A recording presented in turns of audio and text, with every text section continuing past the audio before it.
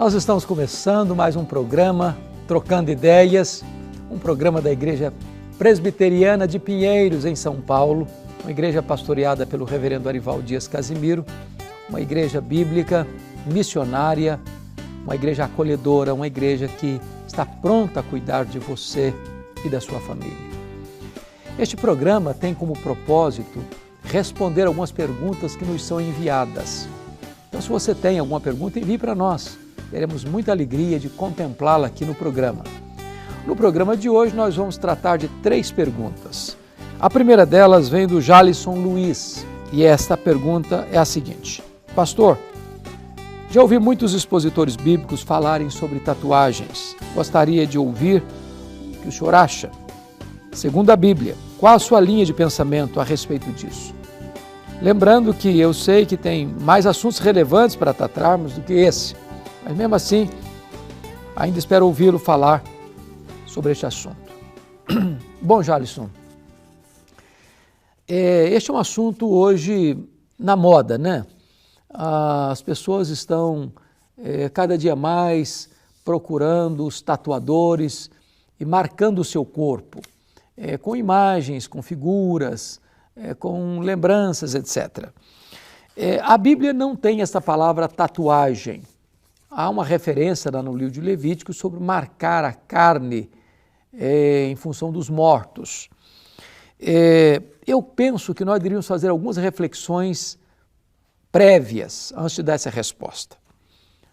A primeira delas é: de onde procede essa ideia de tatuagem?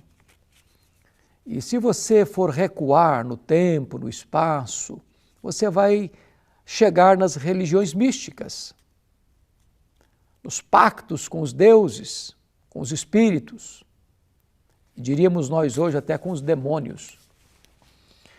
Então, a origem é muito nebulosa. Segundo lugar, mais recentemente, as tatuagens são inspiradas por modelos de jogadores de futebol, de astros de cinema, de artistas de televisão. São os chamados ícones, onde, sobretudo, a juventude gosta de seguir, gosta de imitar. O que está por trás disto? O que move as pessoas a isto? Se você perceber, não é certamente uma cultura cristã que está por trás das tatuagens. Li certa feita uma frase interessante pichada num muro. E a frase é contundente, diz assim: não piche o templo do Espírito Santo. Bom, Deus não tatuou a nossa pele. Por que tatuá-la? Por que marcá-la? Eu não sei se você já viu uma pessoa de 80 anos, já com a pele enrugada, tatuada. Não fica legal. É uma onda da juventude, é uma moda que as pessoas, dentro dos valores da sociedade famosas, estão adotando. Porém, nós precisamos entender que, primeiro, o nosso corpo não nos pertence. Segundo, o nosso corpo é o templo do Espírito Santo. Terceiro, nós devemos glorificar a Deus com o nosso corpo. Então, embora não tenha um versículo específico da Bíblia tratando deste assunto, temos princípios. E se eu posso lhe dar um conselho pastoral, não faça tatuagem. Talvez amanhã você se arrependa. E eu tenho certeza que na velhice não vai ficar bonito. Então, fica como Deus fez você. Sua pele limpa, bonita, conforme Deus a criou. A segunda pergunta vem da Gabriela.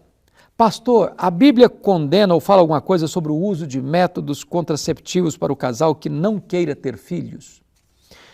Veja bem, Gabriela, a sua pergunta é muito importante. Primeiro, nós temos que ter muito cuidado para examinar que tipo de método contraceptivo é este. porque há métodos abortivos. E esses não devem, não podem ser usados, porque a vida começa na concepção. Hoje, algumas autoridades estão dizendo aqui que começa com 3 anos, com 3 meses. Não, nada disso. A vida começa na concepção. Interromper a vida depois que ela tem início é assassinato, é aborto, é crime aos olhos de Deus. Ainda que a sociedade humana estabeleça leis dizendo que não é, aos olhos de Deus continua sendo. Agora, o segundo ponto que é importante é que a paternidade e a maternidade tem que ser paternidade e maternidade responsáveis. Aqueles que não têm uma programação, uma administração sábia para a questão dos filhos e colocam os filhos no mundo irresponsavelmente. Muitos desses filhos vêm de relações sem compromisso, sem amor, sem aliança. E os filhos são colocados no mundo não dando a eles a devida formação, cuidado, educação, proteção, preparo para a vida. Isso é irresponsabilidade. Irresponsabilidade. Então, os métodos são legítimos desde que não sejam abortivos. É óbvio também que nós estamos vivendo uma geração em que os pais não querem ter filhos. E é hora de pensar também por que não querem.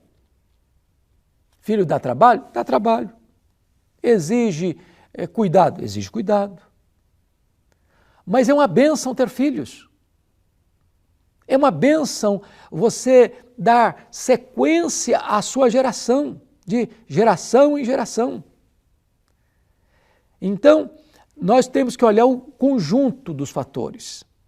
Paternidade responsável, jamais entrar pelo caminho de métodos abortivos. Temos que ter filhos de acordo com a capacidade que nós temos de cuidar deles, de prepará-los para a vida. E não podemos também pensar como aqueles, eu não quero ter filhos porque eu não quero ter trabalho, não quero que ninguém entre na minha agenda, não quero gastar meu tempo para investir nos filhos. Não, essa também não é uma posição bíblica sustentável. Então, fechando paternidade responsável e zelo pela vida. A última pergunta vem do Cláudio. Pastor, o cristão deve deixar seu filho celebrar festas, como festa de São João, festa de Halloween e outras festas de cunho, seja pagão ou seja religioso, sem fundamentação bíblica?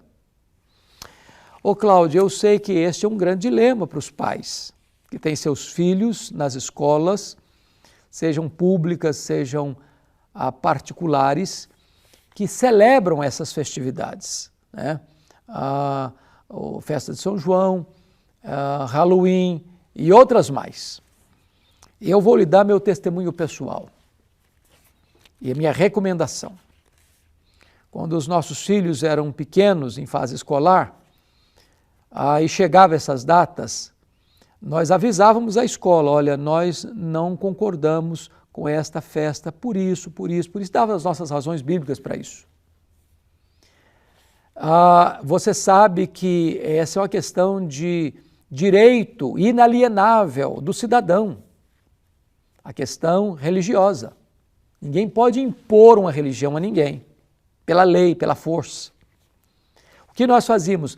Nós programávamos os nossos filhos naquela data, naquela ocasião, fazíamos uma programação diferente com eles, saímos com eles, fazíamos um passeio com eles, orientávamos a eles. Eles nunca ficaram frustrados, eles nunca ficaram complexados.